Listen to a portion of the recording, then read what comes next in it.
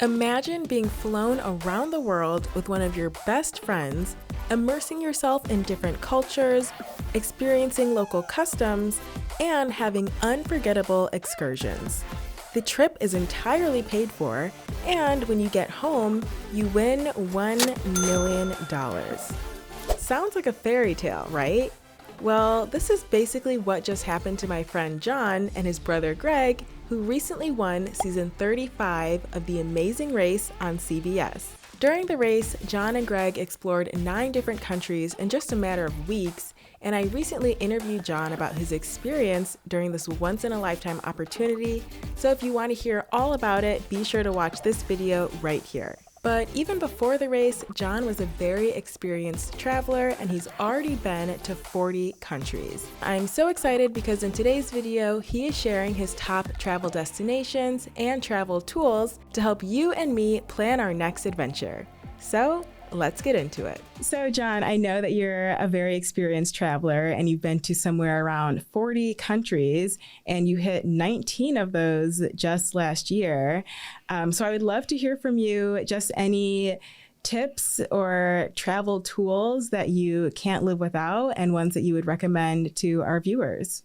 Sure. Well, I do know people travel differently, and 40 is from my ability to serially travel different countries. I think there are some people who visit Europe and say, I'm going to stay in Marseille for 3 weeks and just do a deep dive there, versus me who will be like, 3 weeks, let's see, 5 countries, maybe 6 I could fit in. So it's I'm about the how people exact travel same differently. way. Yeah, exactly.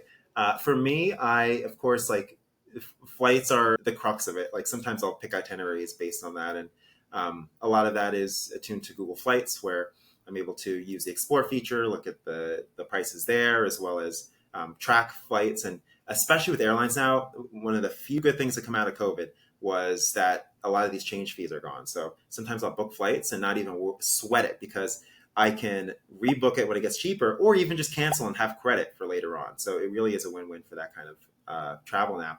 And Google Flights is now even starting where they have this badge on some flights where if it gets cheaper, they'll just refund you directly. Like you don't have to do any work. So all of that is really helpful for at least planning. But I'm huge with just Google Maps as a whole, just reviews from there. I'm really big with tech for travel as well. So I have a trusty iPad to watch movies, and I do a lot of my itinerary planning there. And how do you deal with common travel issues like jet lag, for example? For jet lag, there is an app called Time Shifter that I'll use sometimes, where you can put in your entire travel itinerary from when you're leaving home to your route when you come back, and it'll calculate kind of a routine that you should do to prep to get your body ready for that location. And then once you're there, a routine of caffeine, melatonin, sleep mask, light exposure, and just sleep schedule to kind of help your body ease in as quickly as possible and in a way that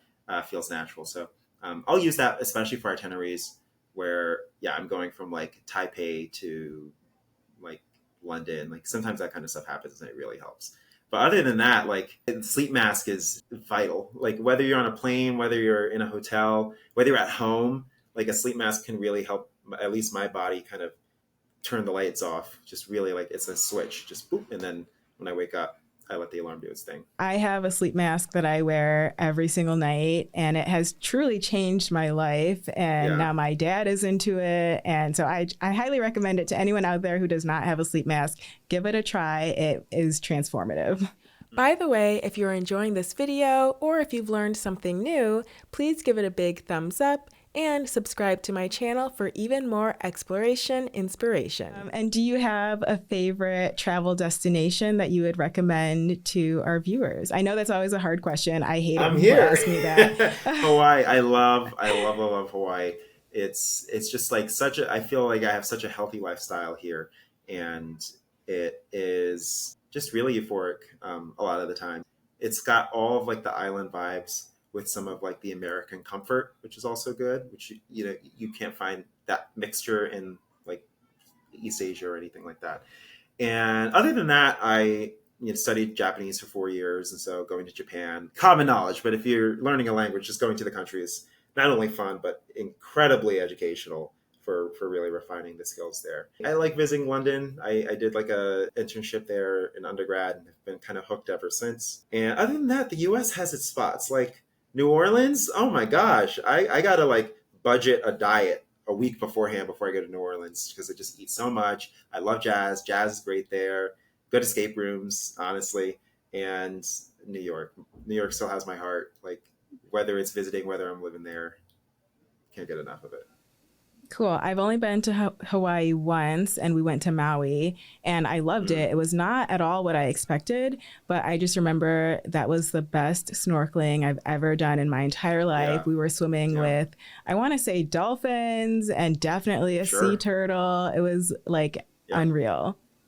That sounds about right. It really is. I did some scuba diving yesterday, and yeah, just casually seeing turtles, pufferfish, some of own octopus. It's so good.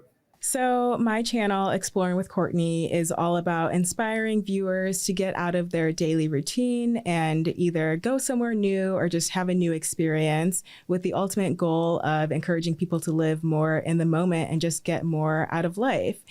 So I would love to hear from you. What positive impact has travel and exploration had on your life, and why would you encourage other folks to go out and explore? I can't recommend it enough. Whether it's on a budget, whether it's you're throwing money at it, like traveling just really helps just expose you to new ideas, new ways to live. When I stayed here during COVID, I pretty much became pescatarian, and now 3 years later, I'm still up to it. It's that kind of stuff that really lets you just like dip your toes into different ways to think about life. It's also a great way to just learn to connect with people. I think I have so much pleasure in talking to someone who's from a country that I visited and being able to speak to their hometown, being able to speak to cultural practices that they have. I think that really helps me connect with people, gain their trust, have them open, and that helps me open up to them too. And then the other thing is just like traveling just is so cool at times. Like it just gives you the opportunity to really explore or pay for experiences that you might not do, even if it's in your own backyard. I think it gets me to do that courageous thing or eat that expensive thing. Like it just like gives you this great platform to live life. I love that. Yeah, that's one of my favorite things about traveling too, is just being able to relate to more people. And it's always an amazing feeling just saying, oh, you know, where are you from? Oh, and then they name a country or a town that might not be as popular. And then to be able to say like, oh my gosh, like I was just there a few years ago, and seeing their face just light up is a really awesome moment. And one of the things that I just love about travel. Absolutely. I'm starting to do something where I do some of my home activities just like abroad, like escape rooms. I love doing escape rooms. So if I'm in Malaysia or if I'm in Hawaii, I'll check out their escape room culture. See what that's up. They exist everywhere. And same thing with concerts, same thing with board games. And so it's not always like I need to go to like a market and you know see what they're selling. It's like, why don't I just enjoy some of the experiences that I do at home, but really like have this whole new spin on it. And usually it works out for the better. That's awesome. And that could be a really easy way for someone who's not as experienced with travel to kind of ease into a new place, a new culture, just by starting with the activities that they enjoy doing at home. I love that. Well, thank you for being on my show. I call it a show, but I guess I should say that's on my exactly YouTube what channel. It is.